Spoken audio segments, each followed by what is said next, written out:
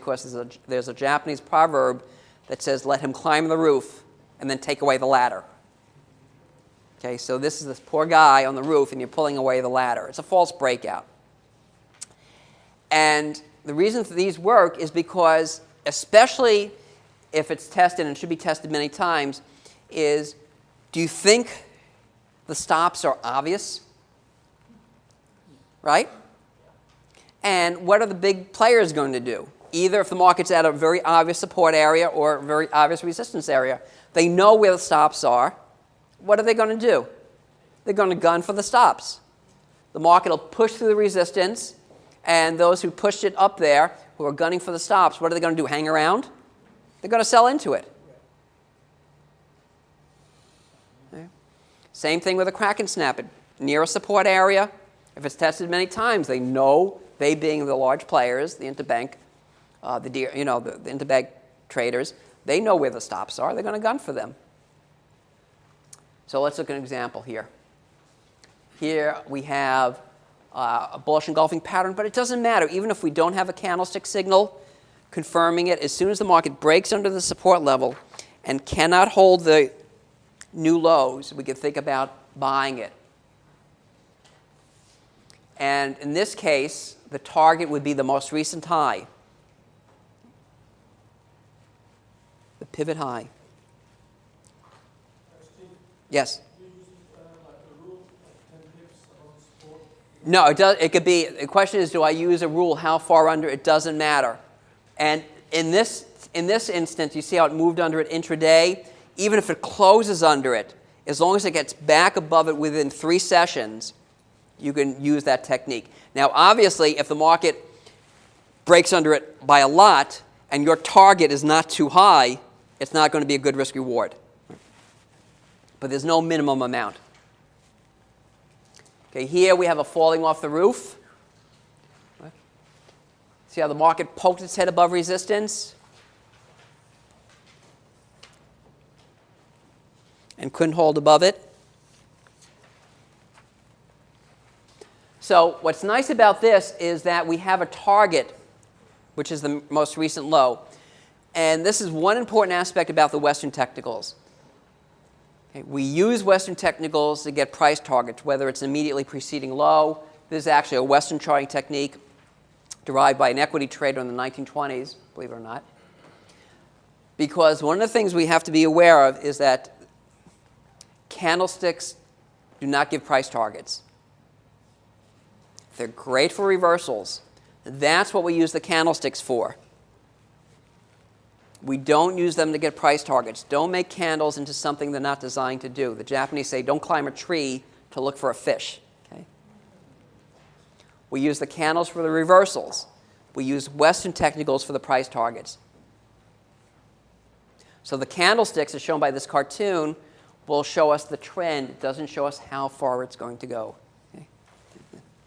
So we know the direction could be changing, but we just don't know how far it's going to go. And this is why we need to combine Western technicals with candlesticks. Okay. Okay. Here we have the doji confirming a resistance area.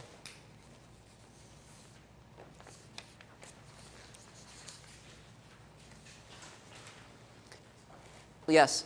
In a situation like this, immediately after the doji has closed, you would feel confident buying on the open of the next candlestick? You mean selling? I'm sorry. Selling, yeah. And then you could just stop above the doji? The question is, on the opening of the next candle, which is nothing wrong to do if you want to confirm the doji. You're waiting for the opening, because the doji is actually confirmed on the close. But if you want to wait for the opening on the next session, that's fine. The question is, would we sell on the opening of that candle? We don't know it's going to be a black candle, and I'm going to throw it open to you. I'll ask you, would you be comfortable selling on the opening of that right after the doji? Yeah. Uh-huh. Okay. And why? I would sell because in my mind that's enough confirmation.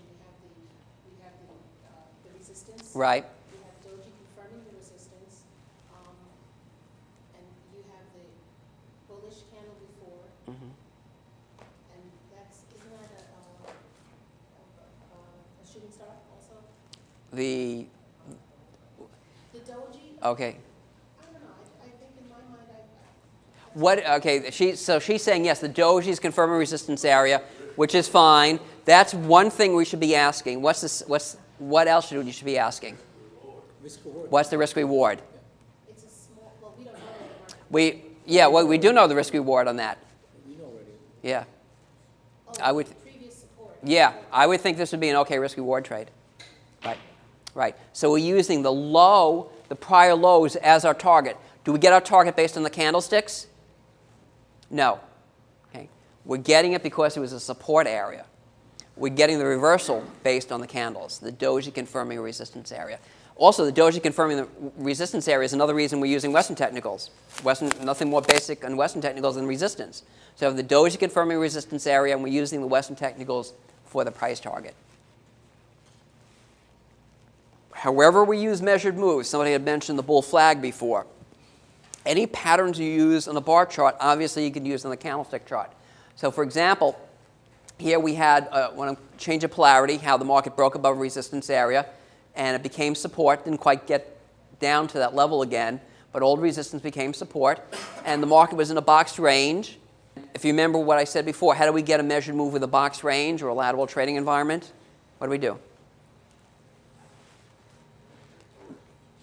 Right, measure the height of the range, and whichever way the market breaks out, you add that. So you'd have, and I'd be conservative. I'd go to the top red line rather than the bottom one, and this would be my target, conservative target. Doesn't mean the market's going to stop there, but the point is, whatever you use for patterns on a bar chart, use them with a candlestick chart. Yes.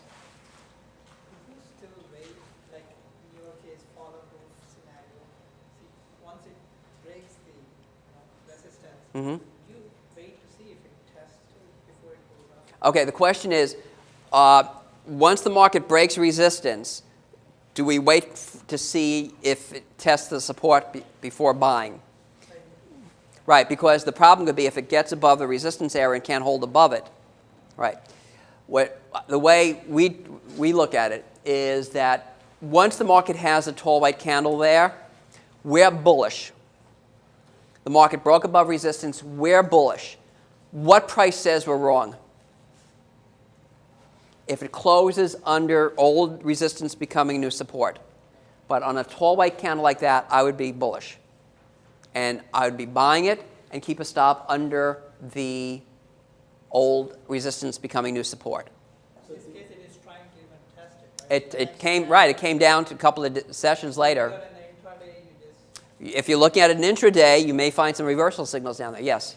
And your target is the width of the range? The target is the width of the range, right? And I would use that to take some profits. I would never, ever initiate a new position based on a target. I would never go short just because